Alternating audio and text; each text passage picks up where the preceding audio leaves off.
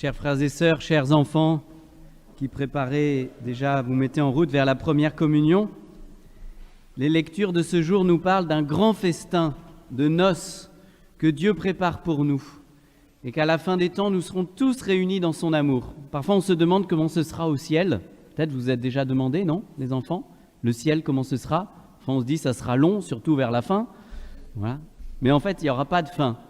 Et l'image que souvent la Bible nous parle, pour nous explique, pour nous parler du ciel, ce sera comme une fête, un festin de noces.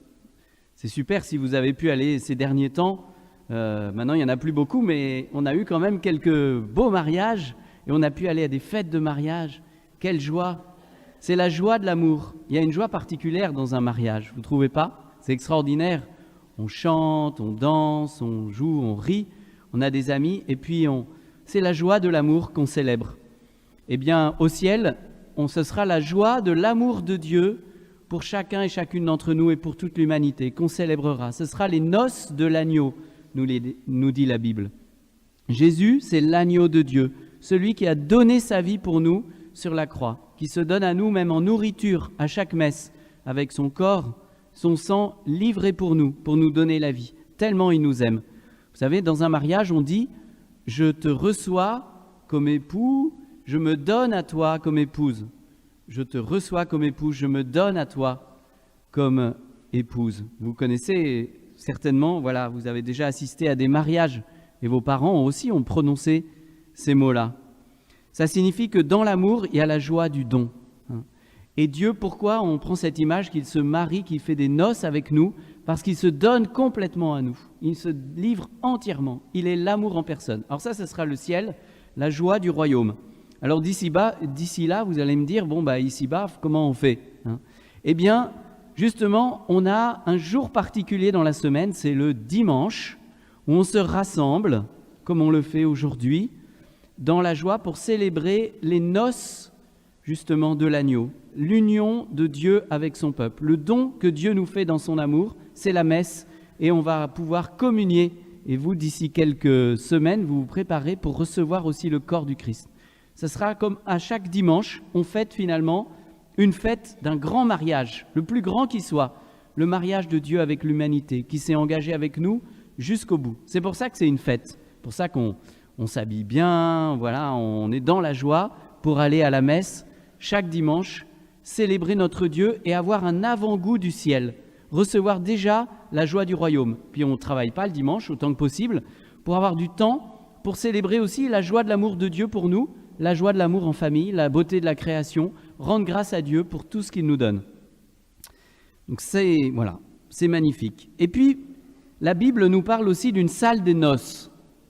Alors, ce sera l'occasion, j'en profite aujourd'hui pour nous parler davantage un peu de notre salle des noces à nous, c'est notre église, c'est comme ça que ça s'appelle en fait la salle des noces des chrétiens, c'est une église, parce qu'elle est en train de se faire toute belle aussi, notre salle des noces. Vous avez peut-être remarqué, depuis plusieurs années, elle est en travaux, on commence à voir.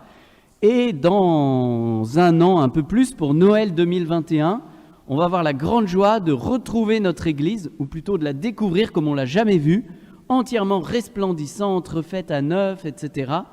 Les sculptures ont été retrouvées, les peintures, les vitraux, et ça sera une grande joie, une grande fête, encore plus. Voilà, Noël 2021. Alors d'ici là, pour se faire belle, notre église va quand même être fermée pendant un an, à partir du 23 novembre prochain. Mais ça ne va pas nous empêcher de nous réunir. Vous savez, comme quand il y a un mariage, parfois on cherche la salle des noces, c'est compliqué. Mais peu importe le lieu, à la limite, l'important c'est de se marier et d'avoir ses amis avec soi. Vous êtes d'accord? C'est pas drôle s'il y a des amis qui disent « Ah ben non, si tu te maries là, j'irai, mais si tu te maries là-bas, j'irai pas. » Alors nous c'est pareil, notre église va être fermée, mais la paroisse reste bien vivante, accueillante, ouverte, joyeuse et fraternelle. Toutes les activités de la paroisse qui font la vie de la paroisse vont continuer, les salles paroissiales seront ouvertes, donc le caté va continuer, la préparation au sacrement, et puis aussi les activités des grands, les temps, la réflexion, le témoignage, le partage, la formation. C'est ça qui fait d'abord la vie d'une paroisse, c'est pas d'abord des murs.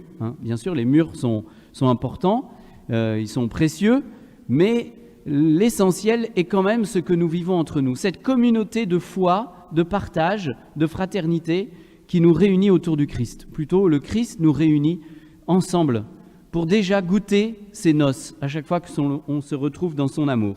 Donc pendant 1 an, notre église sera fermée, je vous disais, la paroisse sera ouverte, mais comment ça va se passer concrètement ? Alors, vous savez que la mairie met à notre disposition cette belle salle du Trianon, dans laquelle on est très bien, c'est très confortable, etc. Sauf que ça ne marche pas pour les grandes fêtes comme Noël ou Pâques, parce que le cinéma, il est disponible que le dimanche matin. Alors pour Noël et Pâques, c'est la paroisse des Blagis, Saint-Stanislas des Blagis, qui nous accueillera. Ils ont une grande église et ils nous accueillent chaleureusement.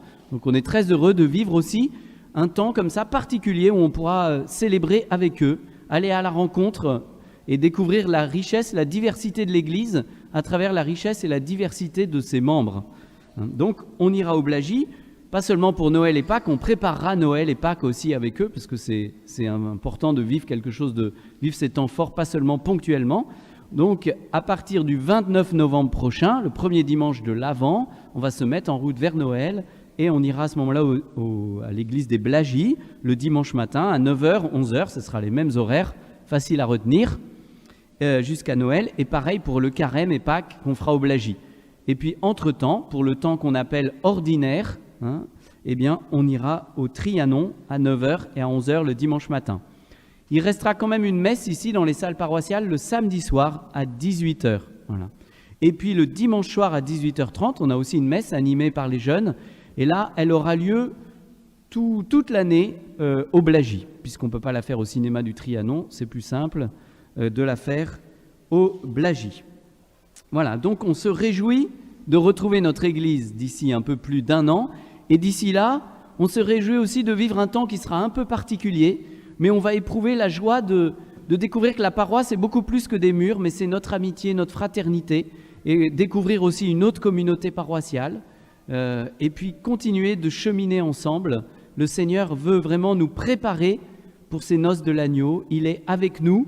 On traverse aussi cette épreuve du Covid, mais la force de l'Église, finalement, c'est de rester unis les uns avec les autres. La force du Christ, c'est qu'il nous unit dans son amour, bien au-delà même des murs visibles. Il est là avec nous, le Seigneur de l'univers. Il nous accompagne durant tout ce temps. Alors, chers enfants, je vous souhaite une bonne préparation à la première communion, dans cette préparation à recevoir Jésus, le Roi des rois et le Seigneur des seigneurs, pour ces noces de l'agneau, ces noces qu'il veut célébrer avec nous et qui ont lieu finalement chaque dimanche. Amen.